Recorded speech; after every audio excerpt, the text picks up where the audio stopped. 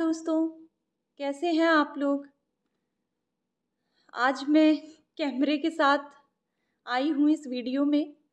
अभी तक मैं सिर्फ स्क्रीन रिकॉर्ड करके और आप लोगों के लिए वीडियोस अपलोड कर रही थी, लेकिन विद्यार्थियों के कमेंट्स आ रहे हैं कि मैम आपको लाइव आना चाहिए, या फिर कुछ विद्यार्थियों को ऐसा लगता है कि अगर टीचर का फेस दिखे तो उनको ज़्यादा अच्छा समझ आएगा। तो उसके लिए आज मैं कैमरे के साथ आई हूँ आपके पास। तो आज के वीडियो में हम वरुण सूक्त के विषय में अध्ययन करेंगे। देखिए, वरुण सूक्त जो है ये ऋग्वेद के प्रथम मंडल का 25वां सूक्त है। आरपीएससी फर्स्ट ग्रेड के सिलेबस में ये सम्मिलित है। इसके अतिरिक्त नेट जेआरएफ के सिलेबस में ये सम्मिलित होता है। तो वरुण सूक्त के कौन ऋषि हैं, कौन इसके देवता, तो वरुण हैं। इसके अतिरिक्त इसमें कितने मंत्र हैं, किस छंद में मंत्र लिखे गए हैं और क्या वरुण देवता का स्वरूप बताया गया है, इन सभी विषयों की चर्चा इस वीडियो के अंतर्गत हम करेंगे। इससे पहले हम अग्नि सूक्त का अध्ययन कर चुके हैं, इंद्र सूक्त का अध्ययन कर चुके हैं, पुरुष सूक्त पढ़ चुके हैं और विष्णु सूक्त भी पढ़ चुके हैं। तो अगर आप उनमें से किसी भी सूक्त का अध्ययन करना चाहते हैं तो डिस्क्रिप्शन बॉक्स में उनका लिंक है। आप आरपीएससी सेकेंड ग्रेड नामक प्लेलिस्ट से या फिर वैदिक साहित्य नामक प्लेलिस्ट से देख सकते हैं। वरुण सूक्त के देवता वरुण हैं, तो ये तो निश्चित रूप से आपको पता होगा। इसके ऋषि के संबंध में बहुत बार प्रश्न पूछे जाते हैं कि वरुण सूक्त के ऋषि कौन हैं। तो वरुण सूक्त के ऋषि हैं सुनह शेप, इसे आपको याद रखना है। इसमें कुल 21 मंत्र हैं जिसके अंतर्गत वरुण देवता के स्तुति की गई है, वरुण देवता के स्वरूप को स्पष्ट किया गया है। तो गायत्री छंद के अंतर्गत ये सारे मंत्र वर्णित हैं। अब बात करें वरुण देवता के पर्यायवाचियों के विषय में, क्योंकि पर्यायवाची से संबंधित प्रश्न पूछे जाते हैं। तो इनका जो प्रथम प्रसिद्ध पर्यायवाची है वो है क्षत्रश्रूयः। क्षत्रश्रूय का तात्पर्य क्या है, अर्थात ऐसे देव जो शासकीय शक्ति से शोभायमान होने वाले हैं, अर्थात जिनके पास नेतृत्व करने का गुण है, नेतृत्व शक्ति से जो युक्त हैं, शासकीय शक्ति से शोभायमान, तो ऐसे हो जाएंगे क्षत्रश्रूयः। और ये कौन है, ये है वरुण देव। दूसरा इनका विशेषण प्राप्त होता है नरः, अर्थात जो नेता हैं, ऐसे हैं वरुण देव। तीसरा इनको उरुचक्षस भी कहा गया है। उरुचक्षस का क्या तात्पर्य है, जिनके बहुत सारे चक्षु हैं या जो सबको देख सकते हैं, जो सर्वदृष्टा हैं, त्रिकालदर्शी हैं या बहुदर्शनीय हैं, बहुत सारे लोगों के द्वारा देखे जाते हैं। तो उरुचक्षस जो विशेषण है इनका, इसको आपको याद रखना है वरुण देव के संबंध में। इसी से मिलते जुलते हमने 2 विशेषण और पढ़े थे, उरुक्रम और उरुगाय। तो वो किसके संबंध में पढ़े थे, ये आप कमेंट करके मुझे बताएंगे। और आपको उरुचक्षस को विशेषतः वरुण के संबंध में याद रखना है, क्योंकि विद्यार्थी वरुण और विष्णु इन दोनों में कंफ्यूज हो जाते हैं। दोनों, हालांकि इनमें कोई समानताएं नहीं है, फिर भी नाम की समानता के कारण विद्यार्थी कंफ्यूज हो जाते हैं। तो आपको ध्यान रखना है उरुचक्षस, ये विशेषण है वरुण देव का। अगला इनका विशेषण है धृतव्रत। धृतव्रत का क्या तात्पर्य है, धृतव्रत का तात्पर्य है ऐसे देव जिन्होंने व्रत या नियम को धारण कर रखा है। तो व्रत या नियम को धारण करने वाले देव कौन है, वो है वरुण देव। अब चूंकि धृतव्रत जो शब्द है ये यजमान के लिए भी प्रयुक्त हुआ है एक मंत्र के अंतर्गत, किंतु बहुत बार इसको वरुण देव के लिए प्रयुक्त किया गया है। तो धृतव्रत, उरुचक्षस, प्रजावतः, सुक्रतु, इस प्रकार के अगर आपसे विशेषण पूछे कौन है तो ये वरुण देव है। अगला है प्रजावतः। प्रजावतः का क्या तात्पर्य है, जो उत्पन्न होने वाली प्रजा से युक्त हैं, ऐसे देव कौन है, ऐसे देव हैं वरुण देव। इसके अतिरिक्त जो सुक्रतु है, सुक्रतु का तात्पर्य है जो श्रेष्ठ कर्मों को करने वाले हैं। इसके अतिरिक्त आदित्य, अर्थात अदिति का पुत्र भी इनको कहा गया है। और अंतिम है मेधिर, अर्थात मेधावी, इनको संबोधित किया गया है मेधिर के रूप में। तो इनके संबंध में ये जो विशेषण है, आप कम से कम इन सभी को अच्छे से याद रखिए, क्योंकि इन्हीं से प्रश्न आपसे पूछा जाएगा कि नरः, उरुचक्षस, सुकृत, सुक्रतु, आदित्य, ये किसके हैं विशेषण, तो ये है वरुण देव के विशेषण।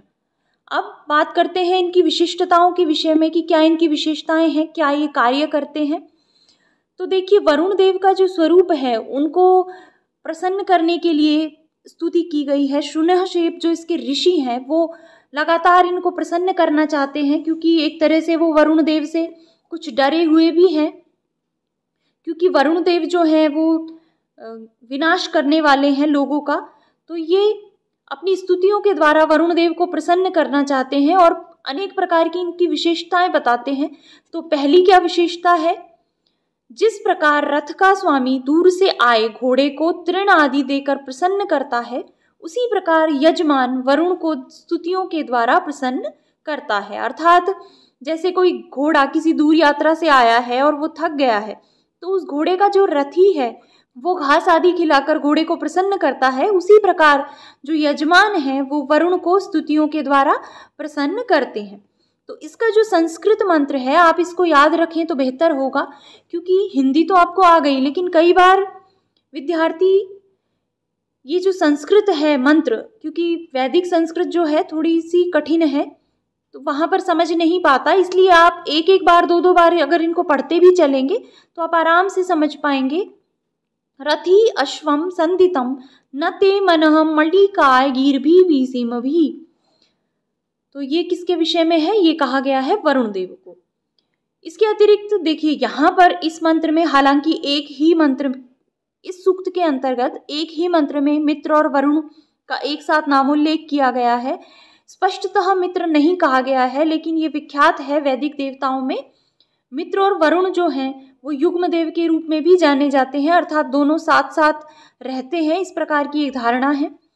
तो मित्र और वरुण एक ही हवि को प्राप्त करते हैं। तो मित्र के साथ या वरुण के साथ कौन से देवता हैं, इस प्रकार का कोई भी प्रश्न पूछा जा सकता है, तो आपको ध्यान रखना है मित्र और वरुण ये दोनों एक ही हवि को प्राप्त करते हैं।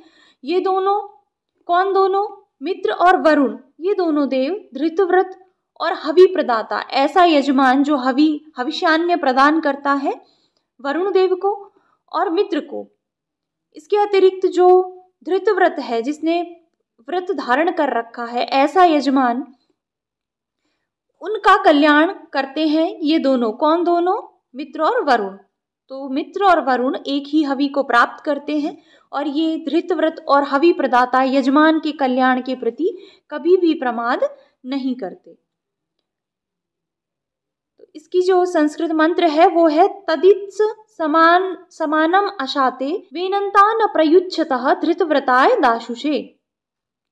इसके अतिरिक्त और कैसा स्वरूप है वरुण देव का, तो जो वरुण देव हैं वो आकाश मार्ग से उड़ने वाले पक्षियों के मार्ग को जानते हैं, समुद्र मार्ग से जाने वाली जो नाव इत्यादि हैं उनके मार्ग को भी जानते हैं। वरुण देव के संबंध में बहुत सारी चीज़ों का उल्लेख किया गया है कि वरुण देव सर्वज्ञाता हैं, तो वो बहुत सारी चीज़ों को जानते हैं। वो आकाश मार्ग से उड़ने वाले पक्षियों के मार्ग को भी जानते हैं, वो समुद्र मार्ग से जाने वाले नाव के मार्ग को भी जानते हैं। इसके अतिरिक्त वो जो चैत्र से और फागुन पर्यंत माह हैं 12 माह, उनको जानते हैं। जो अधिमास है 13वां मास, जो 3-4 वर्ष में कभी एक बार आता है, उसको भी जानते हैं। इसके अतिरिक्त अंतरिक्ष लोक में निवास करने वालों को जानते हैं। तो बहुत सारी बातें इनके विषय में कही गई है। वेदायुवीनाम पदम अंतरिक्षेण पतताम वेद नावः समुद्रीयः। इसके अतिरिक्त वे 12 मास को एवं 13वें मास को, जो कि अधिमास होता है, मल मास होता है, उसको भी जानने वाले हैं। तो वेद मासो धृतव्रतो 12 प्रजावतः वेदा य उपजायते, जो उत्पन्न होता है, बाद में प्रकट होता है, अधिमास 13वां मास, उसको भी जानने वाले हैं। इसके अतिरिक्त और क्या क्या जानते हैं वरुण देव, तो विस्तृत दर्शनीय एवं वायु के मार्ग को, अंतरिक्ष लोक में अधिष्ठित तत्वों को, इन सभी को वरुण देव जानने वाले हैं। अर्थात वो वायु के मार्ग को भी जानते हैं और जो अंतरिक्ष लोक में निवास करते हैं देवता इत्यादि, उनको भी जानते हैं। वेदवातस्य वर्त निमुरो ऋषवस्य बृहतः वेदा ये अध्यासते, इस प्रकार से। इसके अतिरिक्त और किस प्रकार के स्वरूप वाले वरुण देव हैं, तो प्रजा के साम्राज्य की सिद्धि के लिए प्रजा में ही विद्यमान हो गए हैं, इस प्रकार के स्वरूप वाले वरुण देवता हैं। वरुण से ही ज्ञानी मनुष्य भूत और भविष्य के सभी आश्चर्यों का ज्ञान प्राप्त करता है। अर्थात किसी भी मनुष्य में वरुण देव की कृपा से ही ये क्षमता विकसित होती है कि वो जो कार्य हो चुके हैं और जो होने वाले हैं उन सभी आश्चर्यों का ज्ञान प्राप्त करता है। तो इसके विषय में जो ये पद्य है इसको भी आप याद रखिए, मंत्र को याद रखिए। अतो विश्वान अद्भुता चिकित्वाम अभिपश्यति। अतः इससे ही विश्व के अद्भुत आश्चर्यों का, भूत और भविष्य के आश्चर्यों का ज्ञान प्राप्त करता है ज्ञानी मनुष्य। और कैसा स्वरूप है वरुण देवता का? वरुण देवता से क्या प्रार्थना की गई है? तो वरुण देवता से सन्मार्ग की ओर ले जाने की तथा दीर्घायु के लिए प्रार्थना की गई है कि हे वरुण देव, हमें अच्छे मार्ग की ओर ले जाइए और हमें दीर्घ आयु प्रदान कीजिए। वरुण देव जो है वो अपने पुष्ट शरीर को स्वर्णमय कवच से ढके रहते हैं। तो ये आपको ध्यान रखना है। किसी भी तरीके से प्रश्न पूछा जा सकता है कि कौन से देव हैं जो अपने पुष्ट शरीर को हिरण्यमय कवच से ढके रहते हैं, तो वो है वरुण देव। या इस तरीके से भी पूछा जा सकता है कि वरुण देव अपने पुष्ट शरीर को किससे ढककर रखते हैं, तो वो हो जाएगा हिरण्यमय कवच से। इसके अतिरिक्त वरुण देव से जो ईर्ष्या करने वाले लोग हैं या जो द्रोह करने वाले लोग हैं वो डरते हैं, वो उनसे ईर्ष्या नहीं करते, द्रोह नहीं करते। न यम दीप्शन्ति दीप्सवो द्रुह्याणो जनानाम। इसके अतिरिक्त वरुण ने ही अन्न को उत्पन्न किया है। ये वरुण देव के संबंध में बहुत ही इम्पोर्टेंट है, इसको आप याद रखिए। ये पूछा गया है और आगे भी पूछा जा सकता है। इस विषय में आप थोड़े कंफ्यूज हो सकते हैं क्योंकि देखिए 3 चीजें हैं अन्न के विषय में। एक तो है अग्नि, उसमें हम अन्न डालते हैं, अग्नि देव को अर्पित करते हैं। जब हम यज्ञ करते हैं तो अग्नि के प्रति अन्न समर्पित करते हैं, हविष्यान्य समर्पित करते हैं। दूसरी बात हमने की थी पुरुष के संबंध में। पुरुष का क्या था? पुरुष के विषय में कहा गया था यद अन्नेन अतिरोहति, ये अन्न के द्वारा बढ़ता है। और तीसरी अन्न के विषय में बात है वरुण देवता से संबंधित। वो क्या है कि वरुण ने ही अन्न को उत्पन्न किया है और हमारे उदरों में अन्न को पचाने की शक्ति भी वरुण देव ने ही उत्पन्न की है। तो अन्न को उत्पन्न करने वाले कौन है? वरुण देव। जबकि अन्न के द्वारा बढ़ने वाले कौन है? वो हो जाएंगे पुरुष। उतयो मानुषेश्वा यशश्चक्रे असाम्या अस्माकम उदरेश्वा। इस प्रकार से इसका संस्कृत मंत्र है, तो इन्हें भी आप देखते चलिए, नजर में रखते चलिए। अगली इनकी क्या विशेषता है? तो गोष्ठों को लक्ष्य करके सायंकाल के समय वहां जाने वाली गायों के समान मेरी किसकी? शुनह शेप की। जो इसके मंत्र दृष्टा ऋषि हैं वो प्रार्थना कर रहे हैं वरुण देव से, वो संबोधित कर रहे हैं वरुण देव को और कहते हैं कि जिस प्रकार से सायंकाल के समय गायें गोष्ठों को लक्ष्य करके उनकी तरफ जाती हैं, उसी प्रकार जो मेरी बुद्धि है या मेरी जो भावनाएं हैं वो हे वरुण देव आपकी ओर आती हैं। परामेयन्ति धीतये गावो न गव्यूतिरनु इच्छन्तिर उरुचक्षसम। उरुचक्षस किसका विशेषण है? वरुण का। तो इस प्रकार से आपको ध्यान रखना है, किसी भी तरीके से पूछा जा सकता है। या तो इस तरह से पूछा जा सकता है कि कहाँ पर जाती हैं, क्या जाती है, या किसके लिए ये कहा गया है कि मेरी बुद्धि जाती है। इस प्रकार से किसी भी तरीके से प्रश्न पूछा जा सकता है। और अंतिम बात है वरुण देव के संबंध में कि वरुण देव से उत्तम अर्थात सिर के, मध्यम अर्थात कमर के और अधम अर्थात पैर के पाशों से मुक्त करवाने की प्रार्थना की गई है। ये भी वरुण देव से संबंधित बहुत ही महत्वपूर्ण फैक्टर है। ये परीक्षा में पूछा गया है, तो इसे भी आपको ध्यान रखना है। सभी प्रकार के पाशों से मुक्त करवाने की प्रार्थना कौन से देव से की गई है? तो वो की गई है वरुण देव से। देखिए, इस प्रकार की कल्पना की गई है कि हमारे सिर पर, कमर पर और पैरों में पाश पड़े हुए हैं, हम पाशों से बंधे हुए हैं, बेड़ियों से बंधे हुए हैं। तो वरुण देव से उन तीनों ही उत्तम, मध्यम और अधम पाशों से मुक्त करवाने की प्रार्थना की गई है। उदुत्तमम मुमुग्धीनो विपाशम मध्यमम चृत अबाधमानी जीव से। तो इस प्रकार के स्वरूप वाले वरुण देव हैं। वरुण देव के संबंध में जो जो भी महत्वपूर्ण बातें हैं आप उनको अच्छे से याद रखिए इनके पर्यायवाचियों को याद रखिए, इनसे संबंधित ऋषि को याद रखिए, तो निश्चित रूप से आपके जो प्रश्न है वरुण सूक्त से संबंधित वो कभी भी गलत नहीं होगा। तो इस प्रकार से संक्षिप्त रूप में यहाँ पर हमने सार रूप में वरुण सूक्त का अध्ययन कर लिया है। जो भी परीक्षोपयोगी बातें हैं जो कि परीक्षा में पूछी जाती हैं, पूछी जाती रही हैं, उन सभी का हमने अध्ययन कर लिया है। तो आशा है आपको ये समझ आया होगा।